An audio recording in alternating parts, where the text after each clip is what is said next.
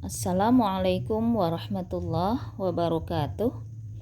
Alhamdulillahirrabbilalamin. Berjumpa kembali kita dalam pembelajaran Bina Akidah Akhlak, yaitu kita akan meneruskan pembelajaran tentang kisah Nabi yang dinamakan dengan Nabi-Nabi Ulul Azmi. Sebelum kita mulai pembelajaran, alangkah baiknya kita memulainya dengan mengucapkan Bismillahirrahmanirrahim. Bismillahirrahmanirrahim. Seperti pembelajaran yang telah lalu, kita sudah membahas tentang Nabi dan Rasul Ulul Azmi itu ada 5 orang di antara dari 25 Nabi dan Rasul. Nabi dan Rasul yang termasuk Ulul Azmi itu yaitu Nabi Nuh alaihi salam, Nabi Ibrahim alaihi salam, Nabi Musa alaihi salam, Nabi Isa alaihi salam, Nabi Muhammad sallallahu alaihi wasallam. Pada minggu kemarin kita sudah bahas satu nabi yaitu Nabi Nuh alaihi salam.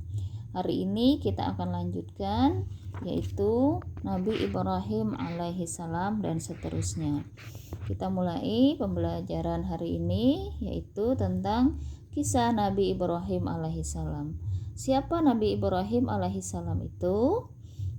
Sekarang kalian buka halaman 82 buku Akidah Akhlak kalian. Baiklah, kita mulai. Nabi Ibrahim alaihissalam dilahirkan pada masa Raja Namrud. Ayah Nabi Ibrahim bernama Azar, keturunan Syam bin Nuh. Azar adalah seorang pembuat berhala. Setelah dewasa, Nabi Ibrahim sering memikirkan kebiasaan kaumnya yang menyembah berhala. Padahal berhala itu terbuat dari batu dan tidak dapat berbuat apa-apa. Kemudian ia mulai berpikir tentang Tuhan. Setelah ia mengamati bintang, bulan, dan matahari, semuanya tidak kekal.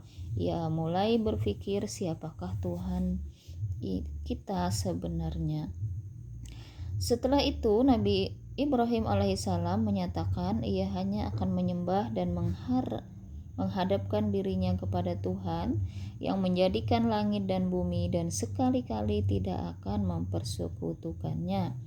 Suatu hari Nabi Ibrahim secara diam-diam menghancurkan berhala-berhala yang ada di depan pemujaan Raja Namrud. Nabi Ibrahim alaihissalam menghancurkan berhala-berhala itu dengan kapak. Ia hanya menyisakan satu berhala yang paling besar. Di leher berhala itulah Nabi Ibrahim alaihissalam mengalungkan kapaknya. Ketika mengetahui berhala-berhala hancur, Nabi Namrud sangat marah. Ia langsung menuduh Nabi Ibrahim yang melakukannya. Raja Namrud menghukum Nabi Ibrahim dengan cara dibakar hidup-hidup. Namun Nabi Ibrahim alaihissalam tidak terbakar. Allah menyelamatkan Nabi Ibrahim sebagai bukti kekuasaannya sebagaimana tercerita dalam surah Al-Anbiya ayat 69.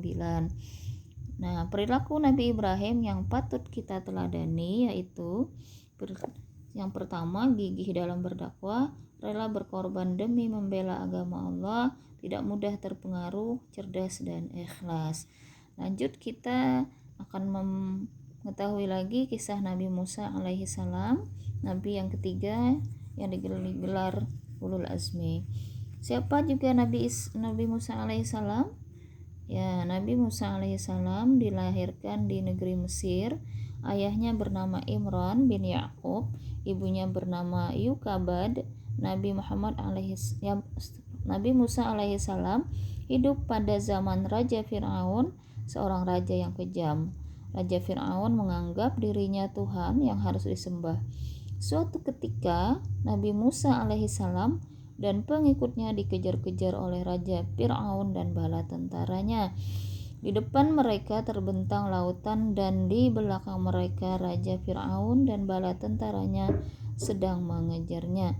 Allah memerintahkan Nabi Musa alaihi salam untuk memukulkan tongkatnya ke air laut. Seketika itu juga laut terbelah menjadi dua. dan jalan terbentang di tengahnya.